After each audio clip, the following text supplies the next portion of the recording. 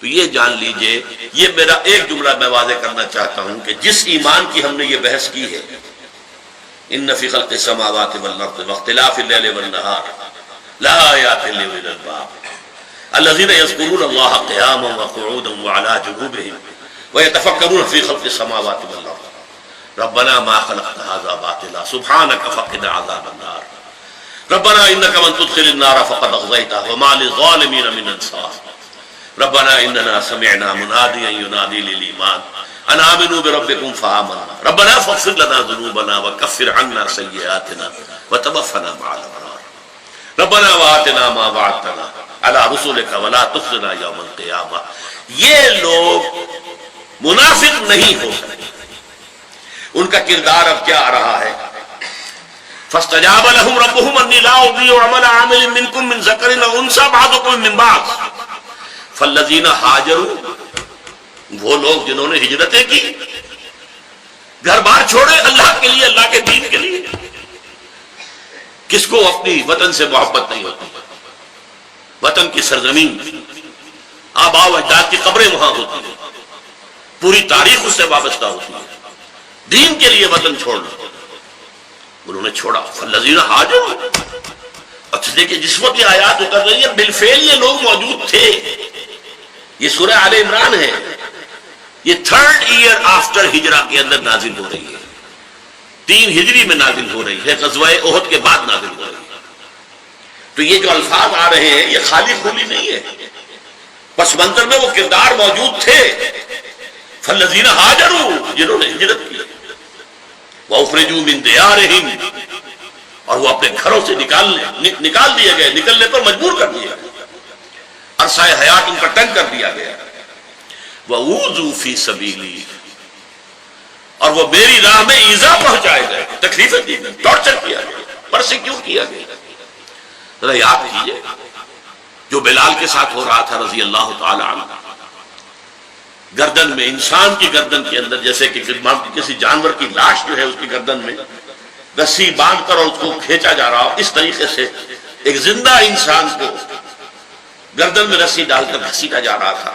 مکے کی گلیوں میں لٹایا جا رہا تھا، تپتی ہوئی سرزمین پر، نیچے پتھر آگ بنے ہوئے ہیں، توا، اور اس کے سینے کے اوپر بھی ایک پتھر زوردار باری رکھ دیا گیا ہے کہ آواز نہیں نکل پا رہی.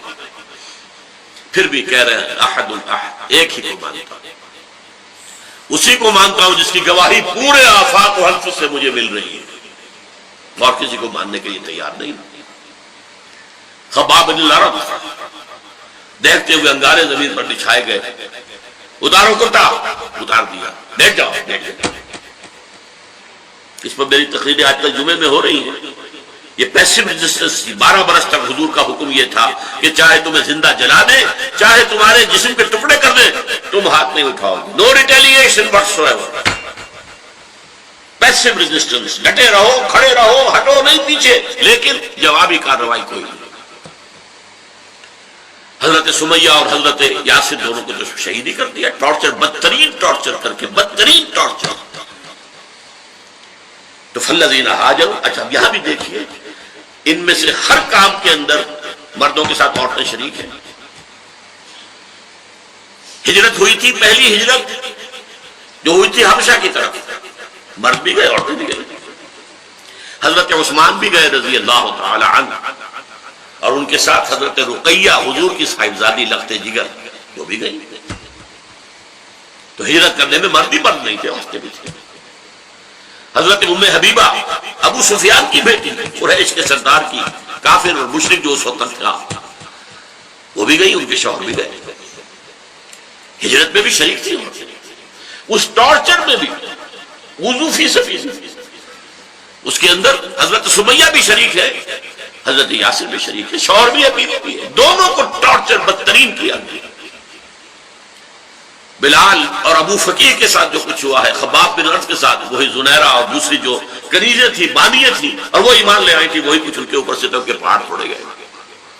فالذین ہاجروا واخرجوا من دیارہم ووذوا فی سبیلی، میری راہ میں انہیں ایذائیں پہنچائی گئی. وقاتلوا وقتلوا، آخری مرحلہ جو کہ ہجرت کے بعد شروع ہوا، انہوں نے قتال کیا اللہ کی راہ میں 8 مہم میں غزوہ بدر سے پہلے، اور پھر جب یہ آیتیں نازل ہو رہی ہیں تو غزوہ بدر بھی ہو چکا ہے، غزوہ احد بھی ہو چکا ہے، تب یہ آیتیں نازل ہو رہی ہیں۔ تو میں نے عرض کیا تھا کہ ریفرنس ٹو دی کانٹیکسٹ، تاریخ جو ہے پیچھے کیا ہے موجود ہے، یہ ساری چیزیں، یہ خالی الفاظ نہیں ہے، ریٹرک نہیں ہے، یہ تو پوری تاریخ، پورا نقشہ، پورا کا پورا جو ہے ماحول کے اندر موجود تھا۔